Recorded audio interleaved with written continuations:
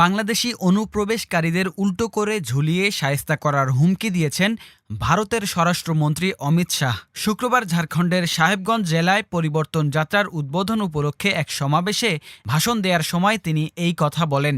অমিত শাহ বলেন, আমি আপনাদের সবাইকে ঝাড়খণ্ডে বিজেপি সরকার গঠনের আবেদন জানাতে চাই। আমরা প্রতিটি বাংলাদেশি অনুপ্রবেশকারীকে উল্টো ঝুলিয়ে সোজা করব।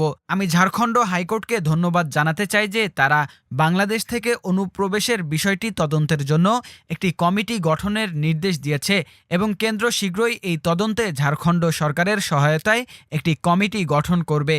উল্লেখ্য, লোকসভা নির্বাচনের আগে বিজেপির নেতারা সাঁওতাল পরগনায় উপজাতীয় জনসংখ্যার হ্রাস এবং বাংলাদেশি অনুপ্রবেশকারী জনসংখ্যার ক্রমবর্ধমান বৃদ্ধি নিয়ে সরব হয়েছিলেন। এবার অমিত শাহ তাদের বক্তব্যেরই পুনরাবৃত্তি ঘটালেন। এদিকে নিজেদের অবস্থান পাল্টে আসন্ন দুর্গাপূজা উপলক্ষে ভারতে ৩,০০০ টন ইলিশ মাছ রপ্তানির সিদ্ধান্ত নিয়েছে সরকার। দেশটিতে ইলিশ মাছ রপ্তানির অনুমতি দিয়ে আজ শনিবার বাণিজ্য মন্ত্রণালয় থেকে একটি বিজ্ঞপ্তি প্রকাশ করা হয়েছে। বাণিজ্য মন্ত্রণালয়ের রপ্তানি ২ শাখা থেকে এক বিজ্ঞপ্তি দেওয়া হয়। এতে বলা হয়েছে, রপ্তানিকারকদের আবেদনের বিপরীতে নির্ধারিত শর্তাবলী পূরণ সাপেক্ষে ৩,০০০ মেট্রিক টন ইলিশ রপ্তানির অনুমোদন দেওয়া হলো।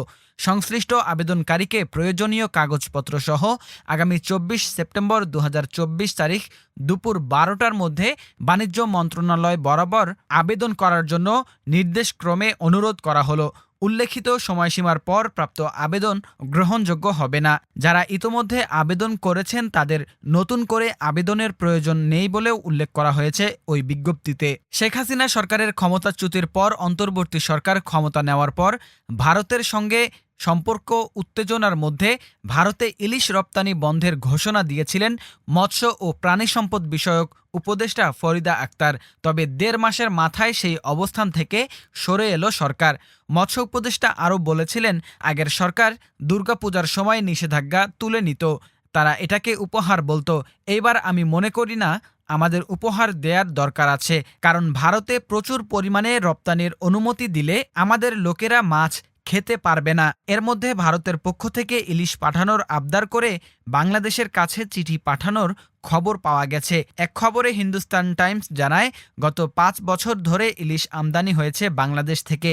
এবারও সেই রীতি মেনে ভারতে ইলিশ পাঠানোর জন্য বাংলাদেশ সরকারের উপদেষ্টা তৌহিদ হোসেনের কাছে আবেদন করেছে ফিশ ইম্পোর্টার অ্যাসোসিয়েশন।